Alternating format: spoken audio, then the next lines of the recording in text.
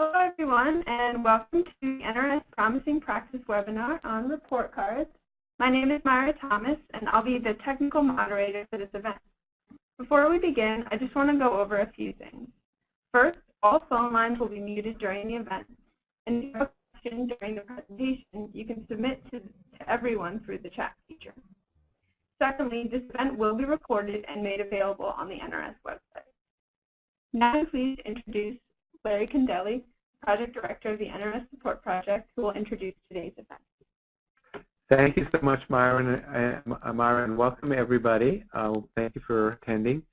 This is one of in a series of webinars we do on promising practices on using data and NRS issues. We're going to talk about report cards in here from two states. Report cards has been a very popular topic from us since we first introduced it 10 years ago. Since then, we've had two face-to-face trainings and two online facilitated courses, and I believe also a non-facilitated course. So it's been continues to be popular, and I think partly because it's a nice efficient and informative way to present your results of your program and what it's doing and its effectiveness. And I think report cards are going to continue to be popular in our new environment under the Workforce new WIOA Act because there's more and more reporting and evaluation requirements there than have ever been before, as well as working with our partners. So that's a very timely topic. It continues to be important, and we're very anxious to hear from our presenters today and also from you with your questions. So I'll now turn it over to Marcella, who's going to moderate today's event. Thanks, Larry, and thanks to all of you who are on the line for joining us. In today's webinar, we will be covering a few topics. As Larry said, we'll be focusing on the report cards, but we'll provide you with a little bit of an introduction on our webinar series, a little bit of background on the report cards, and then we'll start our discussion with our three panelists that we have with us today from Idaho and from Washington State. So to provide you a little bit of background of what this webinar series is all about, this is part of our ongoing effort to help states and programs improve their data use or their use of data to help make themselves even better. We focus each of our webinars on a specific strategy, and we like to really highlight states that have been successful in using this strategy. We had a lot of questions from states saying, well, it sounds like a great idea, but what would it look like in practice? How do we put it into place in our program or in our state? And so participants from previous webinars have always commented that they find it really helpful to hear from states that have been successful, and the ones that have been successful are always able to provide some really great tips. So if you stay online with us, we will be sure to provide some of those for you too on how to implement report cards in your program or state. So just so that we're on the same page, I wanted to make sure that we shared with you what we mean when we say a report card. A report card is a concise presentation of data and other information about the program that assesses the performance of the program or state. And the focus on evaluating performance is what makes it a very different kind of accountability report. There are three elements. It's important to include in there the outcome measures, the basis of evaluation so that everybody understands what these numbers or symbols mean. And it's always important to provide contextual information so that somebody looking at your report card understands the context of where this information is coming from. And we'll look at a couple of report cards in just a minute that will help you get a better understanding of what I mean by that. And there are 5 primary steps for developing report cards. The first is to define your purpose and audience. Then you'll select measures, select a value criteria or rubric. You want to design and format your report card once you have all those pieces identified. And then, of course, it's important to disseminate and promote program improvement. And our panelists today will be talking to us a little bit about their progression through this entire process. Again, to give you a sense of what this can look like in practice so that we're moving from the hypothetical or theoretical to the real so that you see what it really does look like. And so now I want to introduce our three panelists. We have with us today Scott and Christy from the Washington State Board for Community and Technical Colleges. And also with us we have Amelia Velasic from Idaho Division of Professional Technical Education. And all three of them participated in one of our most recent NRS course on report cards. And they had really outstanding products at the end of the term. So we asked that they share with you a little bit about their process. So now, so now we will be moving on to our discussion portion of the webinar. And I've asked Amelia and Scott and Christy to share with us a little bit first about the background to give you all an understanding of what was going on in their state when they decided to start working on this. And Amelia, Scott, and Christy, I asked that you talk to us a little bit about what prompted you to create the report card. Again, what was going on in the state, who was involved in this initial creation, and what was your goal? What were you trying to accomplish by creating the report card?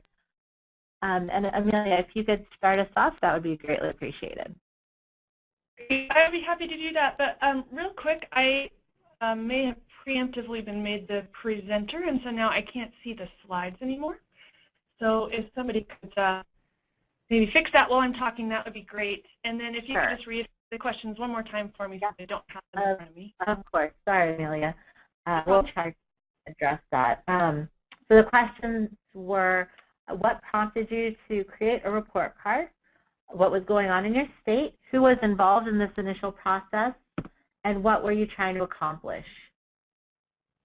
Great. So the reason that I originally decided it would be a good idea for our state to have a report card was last winter during our annual budgeting process. Our state office was contacted by a legislator who was on the State Appropriations Committee, and they were going through our budget request, and they had noticed that ABE's numbers had declined steadily over the last 5 years, our enrollment numbers, and they were kind of inquiring as to, you know, why should we be giving you steady funding when your enrollment numbers are going down, and, and you know, what can you do to justify this? And so I didn't have a ready answer, and I had to kind of go do some research and come up with something, and I thought, you know, this would have been a really great opportunity if I had something ready-made that I could have given to my agency administrator as well as the legislator who was asking those questions. Great. Okay. Thanks for that.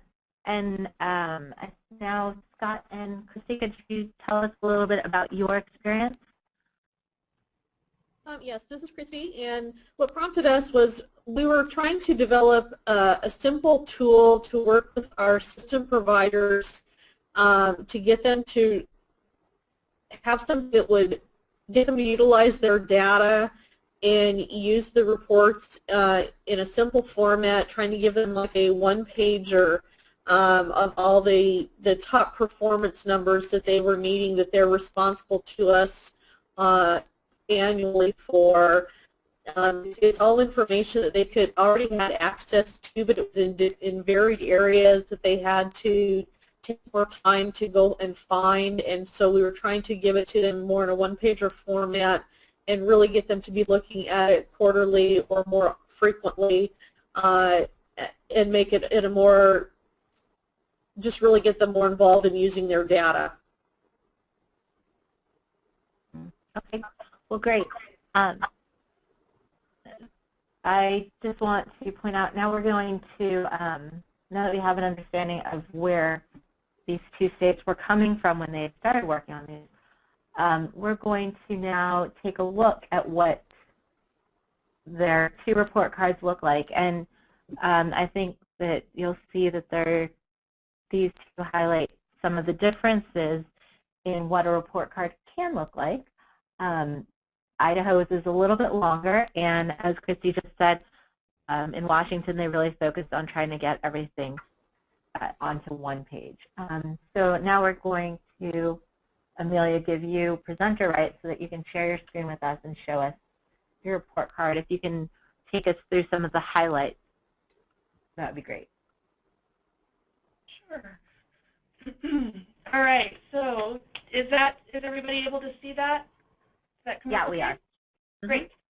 So like I said before, this was prompted by a legislator coming to us and asking questions about our program. And so the purpose of my report card was really aimed at decision makers and to demonstrate the value of adult education for the state of Idaho. So that being the case, it was a little bit longer, but I had kind of three core questions that I wanted the report card to answer. And you can kind of see those here next to the photo, the sample photo, which I haven't updated yet. I wanted to talk about our level of service. How well are we addressing the need in the community? The quality of instruction, so once our students are in the classroom, how well are we addressing their needs? And then the value to the community, which answers the overall question of, so what? What happens when these students leave the program? How is this benefiting our community in the long haul? And so I just wanted to give folks a heads up as to what questions this report card would be answering, which is what those bullet points are aiming to do. And then a real quick about our program, just a very brief overview so people get a sense of just the general logistics of how many people we serve, what type of people we serve, what our main areas of focus are, and just some general statistics about the program. And then on the second page, I am examining the level of service. So the rating that I used, in terms of report card, how I rated Idaho, I compared us to the national level under a similar indicator. And so what I looked at when I'm trying to figure out, how well is Idaho reaching the people who need our services, I looked at the number of people that we serve in our program per 1,000 people who would qualify, which for this case I used the number of adults without diplomas. And so in Idaho, we serve between 30 and 49 students per 1,000 people without diplomas, which is about medium. And then the national rating was between 50 and 69. And so then I just included a brief paragraph that kind of gave some context information. And then I used a graphic here that kind of shows where Idaho is in relationship to some of the other western states, as well as the national rating for those people who are more visual. And then I also just briefly touched on the fact that Idaho's enrollment has declined, but I put that in the larger context of the national decline in enrollment overall. And I showed that Idaho's decline in enrollment is on trend with what's happening in the nation as a whole. Then on the next page, I have quality of instruction, which is looking at how well do we serve the students once they come through our doors. And I looked at the percent of students overall who improve their skill level to make a gain, at least one or more gains while they're with us. And Idaho comes out pretty good when compared to the national rating for that average. I provided some context for that. I also provided a trend graphic that shows our trend over time. So you can see that Idaho has made some significant improvements, and we've actually now surpassed the national average. And then for those folks who maybe know a little bit more about our program or want some more in-depth information on a level-by-level basis, I have these two graphics here at the bottom that compare our outcomes for each specific level against the national level. And then the last page of the report is the value of service, where we talk about what happens with our students in the community once they leave our program and how are we benefiting the community.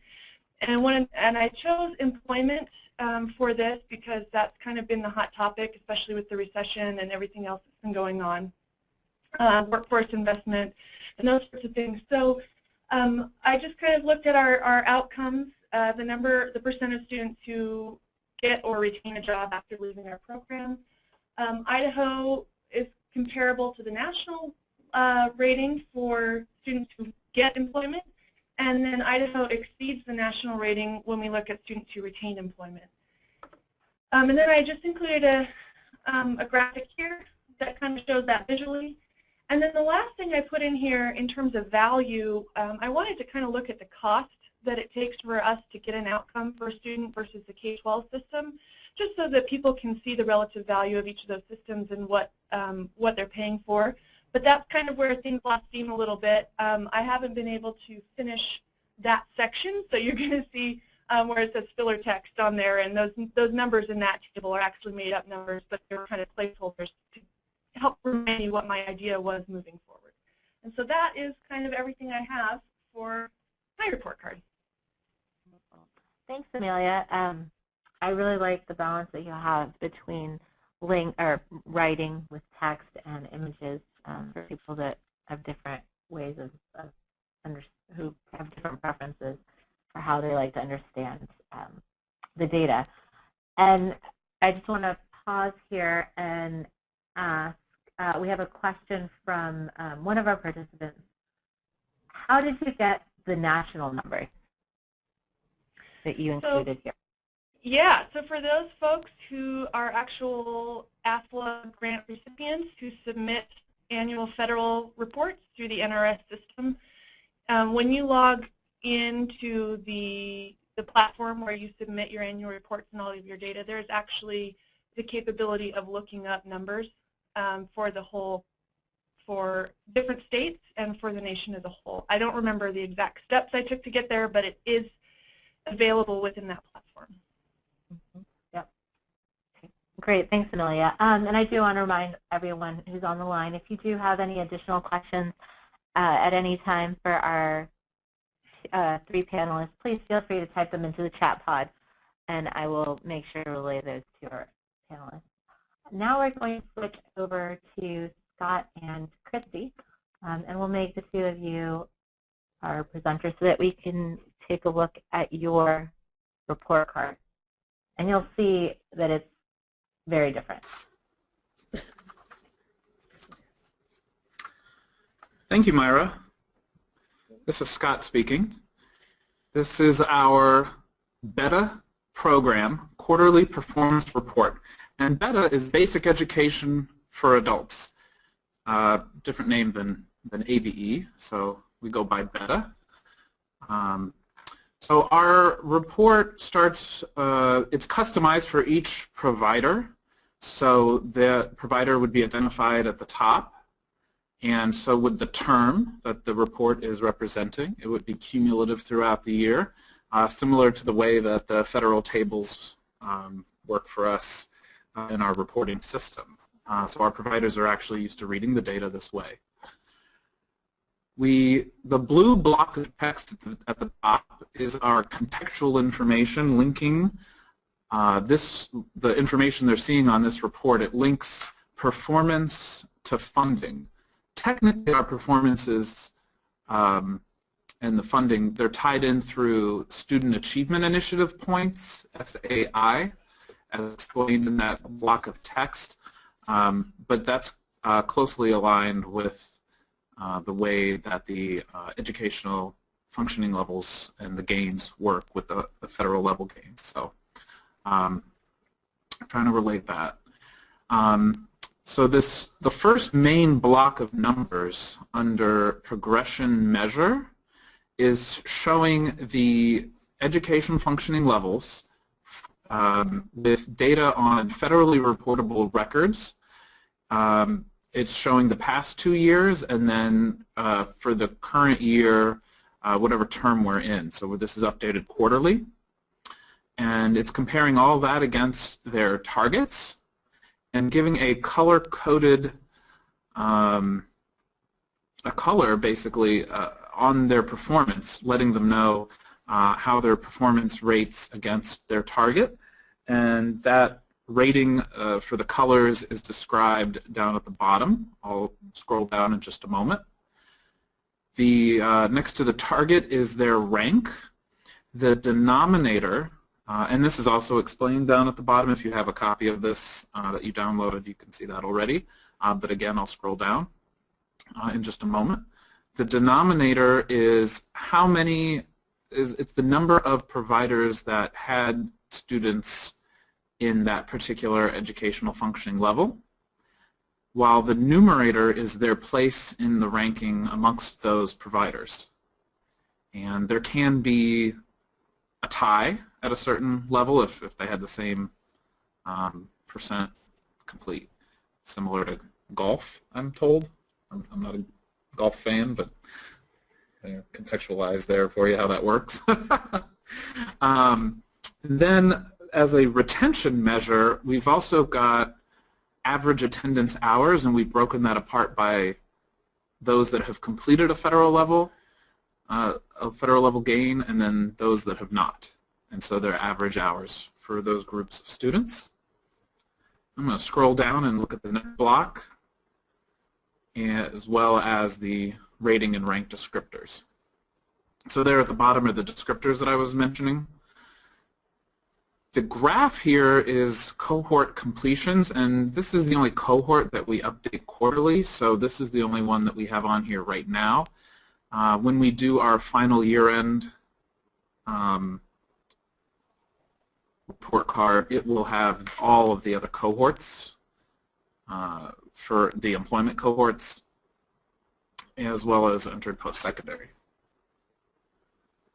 Then on the back page here,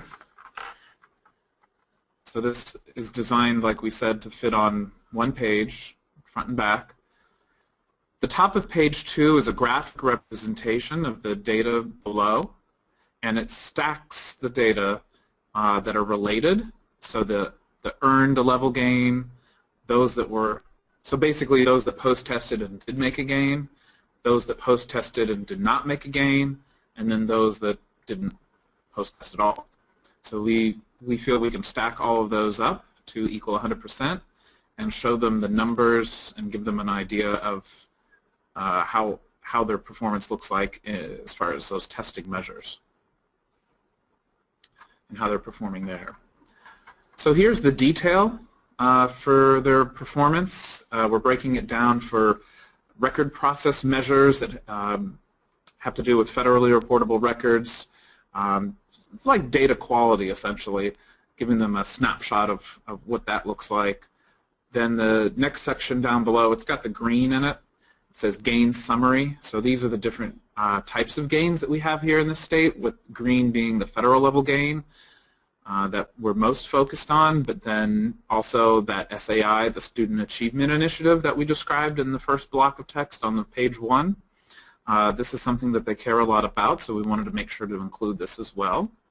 And then the bottom is testing process measures, and so this is where we got some of the numbers for the graph up above, as well as some additional details just to let them know how their performance is around testing, since that's so essential to showing the level gain. You can't show a gain if you haven't tested somebody, post-test, or, well, even a pre-test, for that matter.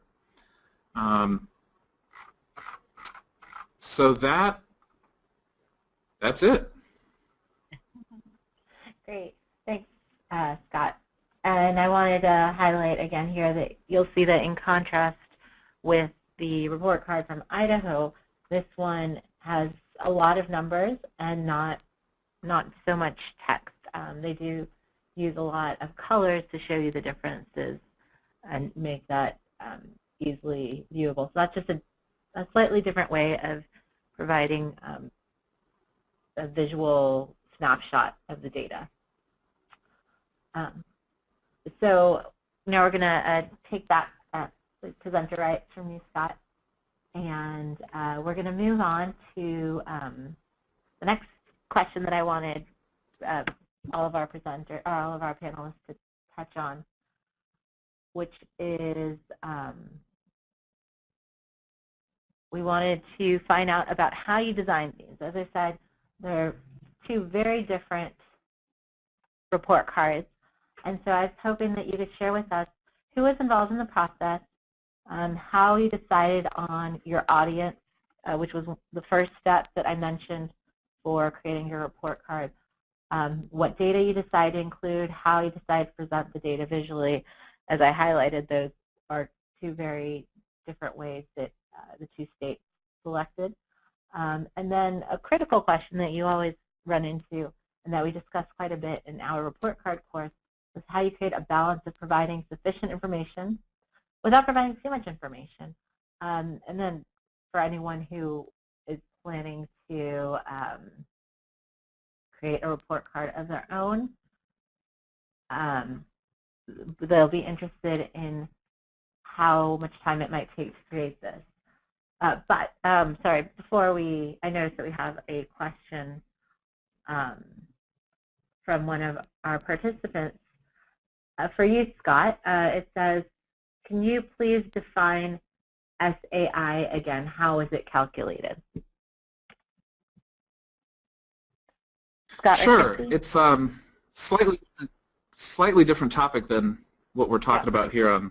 I think we're focused on federal level gains more for this particular presentation, but SAI again is a state gain measure that we've defined as it's a 3 or 5 point gain on your post-test with the COSTIS test that we do, depending on if you're over or under the like a 210 benchmark. And I have a one-pager on it I can send to anybody that's interested. Let me know your email, and I can give you all the details on how our SAI points are set up. They can email you because they've got your email address. Oh, yeah, you can email me if you're interested. Yeah. And I can send you a one-pager on it. Great. And we will make your email addresses available if you can just email me or email the NRS at air.org. That would be great. Okay, so jumping back into this, looking at our report card design. Amelia, could you share with us a little bit about the process for designing your report card? Sure. So the first question asked who was involved in the process, and it was primarily me. I do come from a small state where I'm really essentially the only state-level staff. So it was primarily myself, but then also just the folks at AIR who helped with the course that I believe was mentioned earlier, and so that was really helpful that they had input into that process. In terms of how I decided on my audience, I think in this case my audience came to me in a way and told me that they needed information about my program. So when I was asking, what data to include in this, I really kept coming back to the question of what does my audience want to know, and not what do I feel like telling them or what do I think is important, but what information do they need to have about my program in order to make the decisions that they need to make. And so I really kept the focus on those kind of high-level value-added type questions about what is the value, are we serving our community, and what is the outcome of our program overall. In terms of presenting the data visually, I did want to have that balance of graphs and charts with text. I always feel like when you have graphs and charts, especially things that show trends or comparisons, it's always important to have some kind of text that provides context, because if you don't interpret the data, the person who's reading the report card will interpret the data, and they might not always interpret it the way you want them to. So I thought it was very important to have some contextual background there as well. So I think that also kind of answers that second to last question there about balancing information without overwhelming the audience. Again, just going back to those questions that I think the audience wanted to know and what they thought would be important. And in terms of how much time it took to create, I think the class was 6 weeks, and I worked pretty steadily on this throughout those 6 weeks. I think it may not take as long if I were to do it again now that I have a better knowledge of the subject, but coming to it kind of from scratch, it did take about the full 6-week period. Okay. And Scott and Christy, how about you in Washington? What was your experience?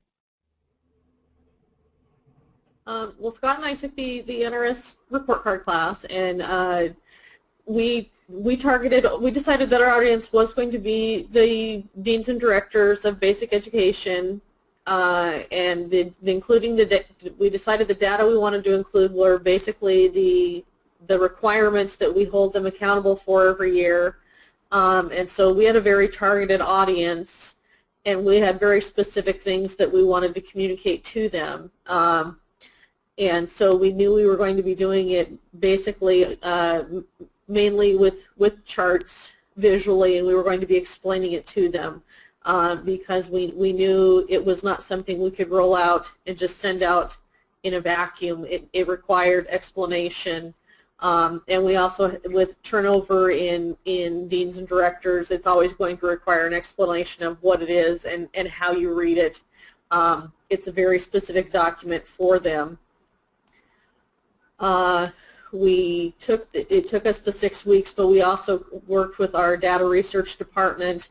We created a template, and then we had to see how they were able to, what software program they could use to duplicate what we were trying to create, and that took some time with trial and error in what could they pull from the software programs that they had available in what we already have our data in. That total process probably took us about 8 weeks before we had a product that we could create, and it worked well. I think that was about it. Yeah, else, Scott? I would also mention that the version of the report card that we're able to share it's a PDF that we gave, and that's what we're showing today, and that just shows you one provider. What the actual report card lives in an Excel workbook where there's a menu of all the providers, and you can click through the different providers. You can select yourself as a provider, or you can select another community college or one of the community-based organizations, and it updates the data in the cells for that provider. And so it's just, you can click, click, click, and just look at a bunch of different providers real fast. So it's also for a basis of comparison between providers if they would like to view it that way. So the actual report card lives in Excel. There's 2 tabs, which we've represented with 2 pages. You can print them together. So that's how it's printable, but it's shareable as one file that we just send to everybody. And Scott, could you share a little bit of, you had talked to me about the importance of IT, and I know you'll talk about this a little bit more later, but the importance of being in touch with your IT in creating this report card? Yes. As Christy mentioned, we worked with our data services department, and it was quite the balancing act trying to really see where the data lived. There's quarterly backup files. There's live data. There's, data exists in a lot of different places and a lot of different formats. So trying to identify what we wanted to connect to based on what did we want to display, the design of our template. So after we designed it, working with them, how do we, what data sources do we connect to? And then also, as Christy mentioned, trying to find out which program to use. We explored with data services, what programs did they have access to use, what kind of different software, and then what personnel had skills, advanced level skills, working with that particular software. So they recently got access to Tableau, which I'm told can do amazing things, but I don't think that they have the advanced level skills to work with that just yet. They explored a software called Report Manager that we use for a lot of other basic reports internally. It didn't seem to have all the functionality for what we wanted to do with color coding and graphs and things like that. So we ended up settling on Excel. It's a good, staple that everybody seems to have access to. It seemed it would be easy to share, and we had enough people with advanced level skills, programming skills in Excel. So all the data is all in there and hidden, and then just it's real easy to use for the provider when they open up that Excel file, just click on to find their name on a list, and it just updates with their information. So ease of use on the provider was also a consideration in the design. Yep. And I think something to take away from this discussion is that when you're thinking about designing your own report card, you're not limited just to the one person who's put in charge of designing this. Perhaps there are other people that you can call on to help you make this become the type of report card that you want it to be. Okay, so now we've looked at the report cards, we've looked at their process and how they got to having these report cards. The next step, once you have your report card, as I said earlier, is then to roll it out, to share it with other people, because as wonderful as it is to have it on your desktop, it doesn't really do much unless you're sharing the data with other people. In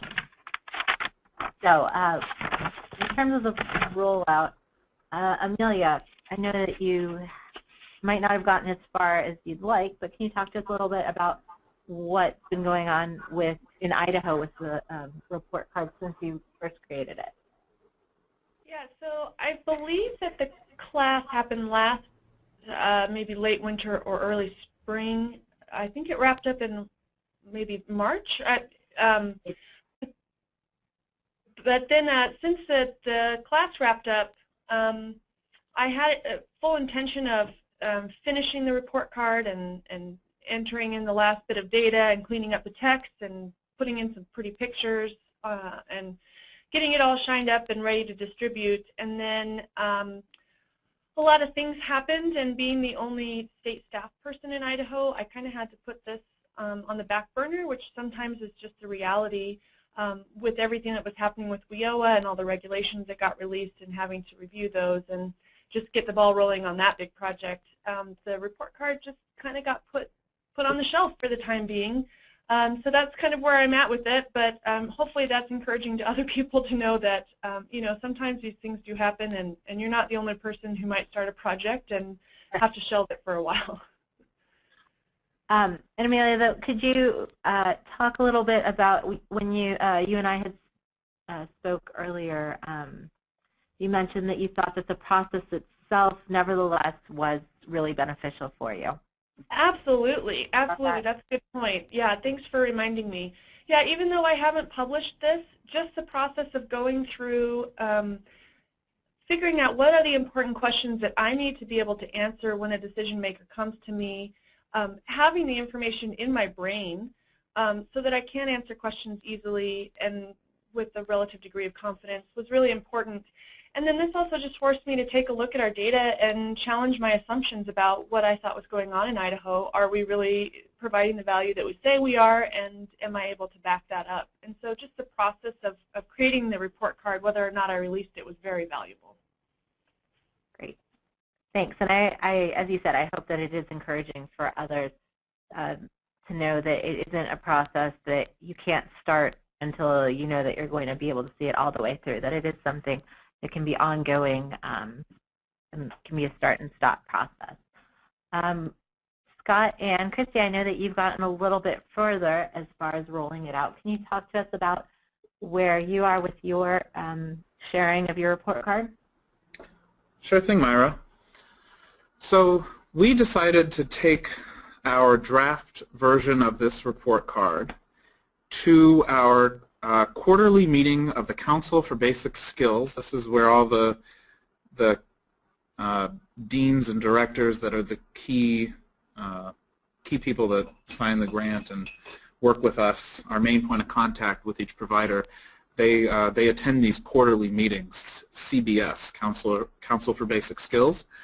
And so we decided to take it there and to get it on the agenda and put me up on stage standing at a podium and project the thing real big. And we also did a print. We printed off each individual person's or provider's report so that they had a hard copy to look at of exactly what their program would look like with this new version.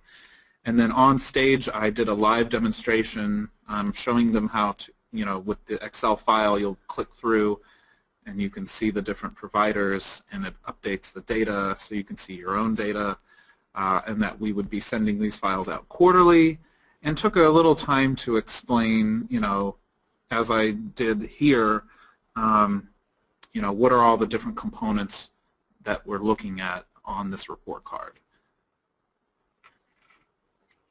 And the feedback around the room was really good. They were quite excited to see it in this format and how useful it could be to them, and what they could in turn then go back and do in working with their staff, and how they wanted it so that they could cut it apart and use it for their different staff meetings and who they were going to go back and work with it on. And so it was pretty exciting to hear how they wanted to take and now use this tool for their own purposes. And so it was great feedback for us. They had some good clarifying questions, but overall the feedback, they were quite excited to get this tool and have a new thing in their arsenal to be able to work with on their own program. That's great, Christy. It's always nice to know that the work that you're doing is appreciated and that others are just as excited about it as you are. Yeah. So the next, now that you've rolled it out a bit, or I guess in Amelia's case maybe you're looking ahead at what you can do when and if you have some time to start rolling it out. Let's talk about your next steps and your future plans. Amelia, as you said, you haven't rolled it out yet, but do you have any ideas of where you would like to go with this, how you want to move forward with your report card? Yeah, I think once the report card is finished, and assuming when that happens, I might have to update all of the data I've already compiled, because I certainly don't want it to be out of date by the time I distribute it. I think because this is really aimed at decision makers, it would be distributed primarily to like our state agency head, so that he has the information he needs. We also recently hired a communications coordinator for our agency, so I would make sure that she had it, so that she had pertinent information if she was ever asked to answer a question from a legislator or anything. And I think the key would also be to provide some training and background around the report card for those people, so that I'm not just handing them a document and saying have fun. They understand what's in the document, they understand what the document says, and they feel confident and comfortable talking about the document. I would also share this with our partner agencies, especially those who are involved in the WIOA planning process, so our Department of Labor, Voc Rehab, and some of the other folks that work with us closely on related programs. And then finally, I would also share it with our local programs, so that they had a tool that they could use and possibly tweak if they wanted to when they have to justify their program locally to their community partners about what value this program brings. So that would be my rollout plan. I think that sounds great. And I think that the training piece that you mentioned is really going to be critical. As you said, you don't want them to just be handed a piece of paper and then told to have fun, because I don't know that they will necessarily know what to do with it. And you want to make sure that the message that they're sending or sharing with others is the message that you were trying to get across with your report card. Now, Scott and Christy, I don't know if you've already done some thinking about your future plans as well, as far as what some of your next steps. And when you respond to that question, if you could also talk about what some of the advantages and disadvantages you've found to be for providing quarterly numbers, whether or not you want to continue to do that.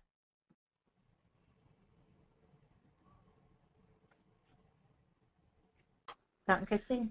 Okay. Well, for us, the rollout of the performance report that we've done this year is we're going to be keeping it standard for a year because we want everybody to get used to it, and we wanted to get it all working. And then we wanted to get some feedback on them on, are there some other things that would be helpful to them for changing it up?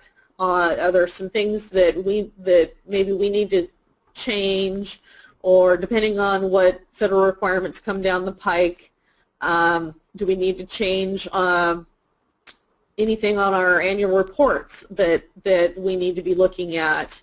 Or maybe are there some different state initiatives that come up that we need to be having refocus on? For us, we're using it as a tool to keep initiatives fresh within our state and different federal initiatives that are going on, and keeping things at the forefront is how we're utilizing this performance report. It's still something that we're utilizing for their numbers and making sure their numbers are current, but it's also making sure that any other type of issues that are percolating around that are important to us each year, we're making sure are in the forefront and being looked at quarterly as well. Part of the advantage and disadvantage of that, to a degree, we think data is knowledge, and for us in Washington, there is no disadvantage to providing things more quarterly, because we would love for things to be as live as possible. So we kind of look at it with a different eye on that. Some feedback we got was actually that they would like to see some comparison to the system as a whole, not just to each other. So that is something we're looking to see how we can incorporate. The data, can easily be added into that background data file and displayed right along with the other data. So we're looking to see how we can incorporate that. We're also looking at, as Christy mentioned, if we can do even better than quarterly, more frequent. So in our reporting system, it's a web app where they load the data in and then they also get reports back. We're looking to see how can we get a little bit of a dashboard going right on the home page of that would have similar information to what you see in this report card, but connected to live data. Mm-hmm. So immediately you put in your numbers and you can see exactly how you're doing. So that the feedback, essentially, the quicker that they can get feedback about their performance, and not just the director, but some key players that work with testing, and the quicker they can get that feedback, the quicker they can do something about it. Yep. So all these efforts, we're really trying to drive performance, mm-hmm. And take away any excuse that anyone might have saying, I didn't know. Right.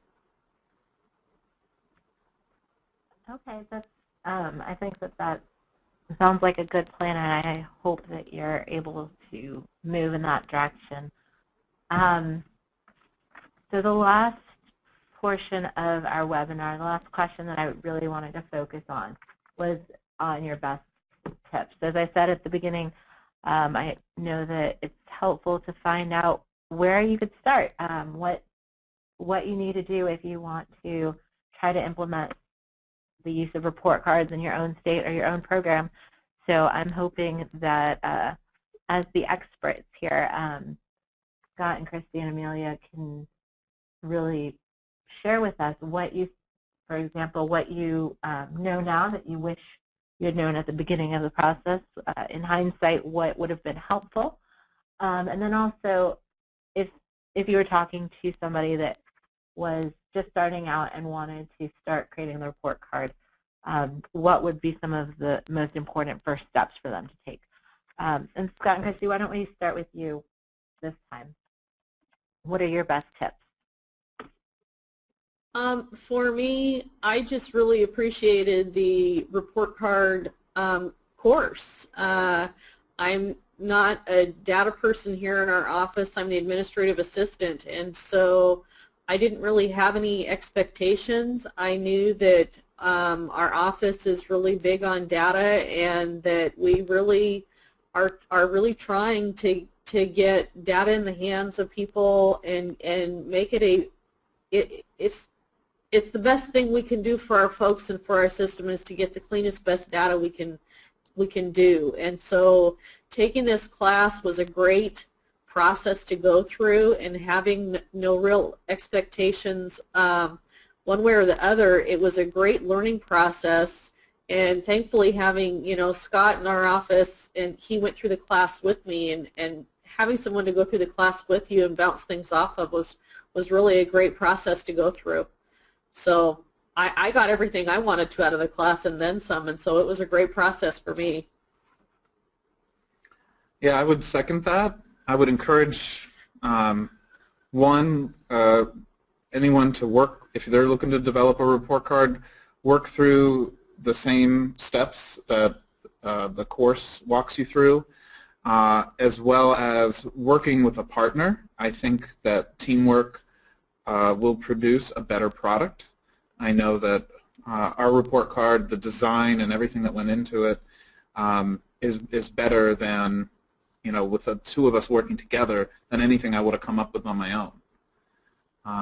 Additionally, what I wish I would have known, since we were looking, we didn't want something that we had to manually update. We wanted something connected to data. We probably could have started working with data services a little bit earlier. I mean, we really did get to them pretty quick, but again, it was kind of fumbling through, and it took a long time to kind of figure out what software to use and kind of how to get this thing plugged in and connected to the source data, so that we make sure we have accurate numbers we're giving out and a useful tool. So if anybody else is looking to do something like this that would be a little bit more automated and connected to source data, working with your tech people from the beginning on of the design of it. Some of the feedback they gave us too from data services, we ended up changing our design a little bit based on their feedback, because our design called for showing data quarter by quarter, like showing the past quarters, like keeping that data in there. But for them, they're telling us that the file would be huge if we kept all that in there to be able to display those numbers and show all the quarters and that progression.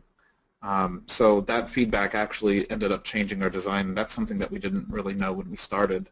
But just based on design, it sure looked good. But gosh, it was going to be a lot more work, and it was going to make a huge file that would be really hard to transmit and share. And I want to draw on something that Christy said, that you don't have to be a data person to be able to do this. It's helpful to have somebody that you're working with that does know data and is really good at it, but I just want to highlight that it's not always necessary. Let's see. Now, Amelia, do you have any other tips that you want to share with us? Sure. I guess in terms of what I wish I'd known at the beginning of the process, I think I had some assumptions about what my report card would tell me. Areas where I thought, well, Idaho's I just know we're gonna be looking good on the other side of this. And then I crunched the numbers and I said, hey, we might actually have some room for improvement here. And I think going into it without any assumptions is really good. And being open to whatever comes out the other end and being honest about the data. The other thing that would have been nice to know in advance, or that I'd known ahead of time, is knowing what data is available, where the data sources are, and what you can get out of them, because knowing that really can help you avoid, you might have a great thought for your report card, but if you can't actually access the data that you need in order to populate that, then it's not really going to be all that useful. And in terms of the first steps for somebody who wants to create a new report card, I'd say that the two top most important things is know your audience and know your purpose. Because if you have a really good sense of those two things, that will guide the rest of your process in creating a report card. And as you can see, the report card for Washington and the report card for Idaho are very different. And that's because we had very different audiences and very different purposes that we were trying to achieve. So having a really clear picture of that as your first step, I think, would be the most important thing. Thanks, Amelia. And I think something that you mentioned about being surprised that your data said that you were higher or lower than you were expecting, and not having any assumptions is really important. Scott and Christy, we had a question from one of our participants in terms of the same thing. Were there any surprises when you rolled this out and shared it with stakeholders about either specific programs or perhaps individuals who did not expect their numbers to be as high or as low as reported, and what was their feedback?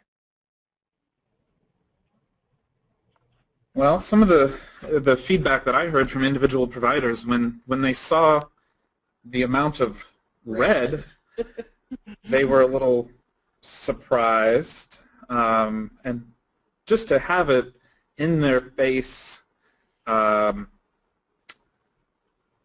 know, and with the color on it, like evaluating it and showing, you know, what they're doing, and you know, level by level too, not just overall.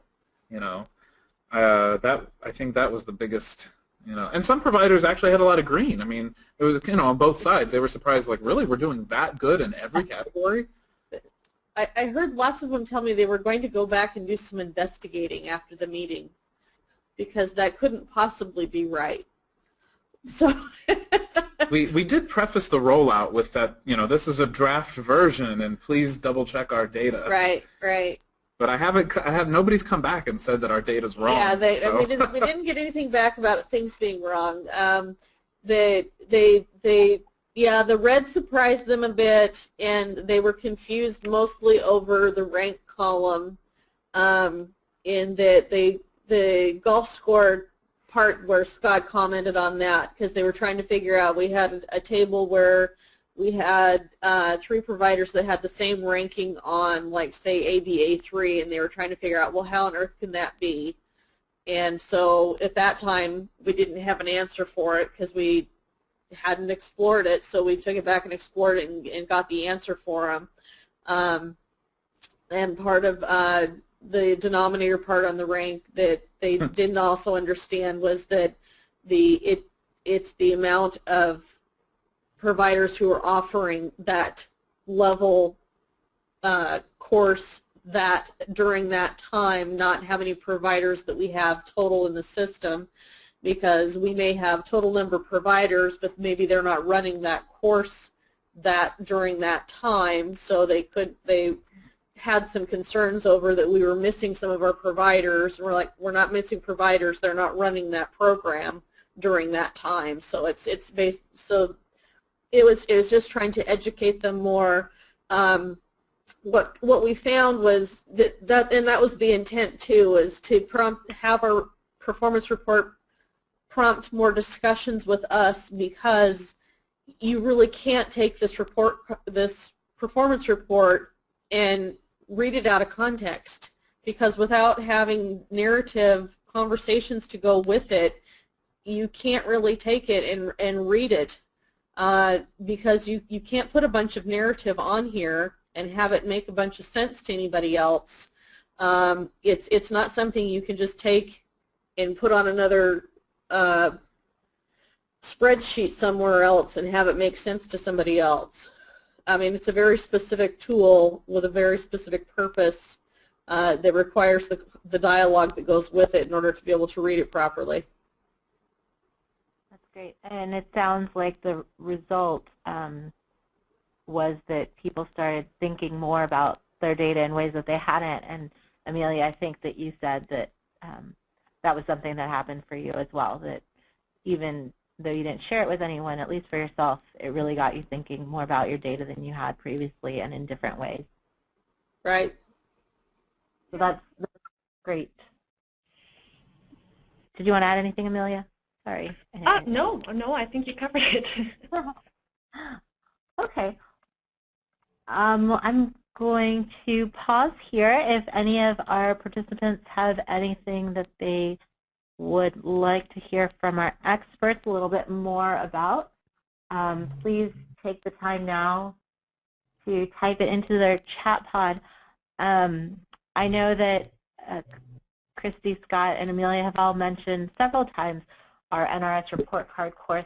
I'm not sure if or when we'll be holding the facilitated course again, but I would like to direct you to our NRS webpage where you can access our self-guided course on this topic, and I think that you'll find it to be an excellent resource for at least starting to think about this process. And it has there some tips to help walk you through it. I think that something that Scott said about trying to take the course with somebody else is really helpful. We always encourage participants in our course to take it with a partner because it is a good idea to have somebody to bounce ideas off of. So if you do choose to take the self-guided online course that you can find at nrsweb.org, I do encourage you to take it with another person if possible.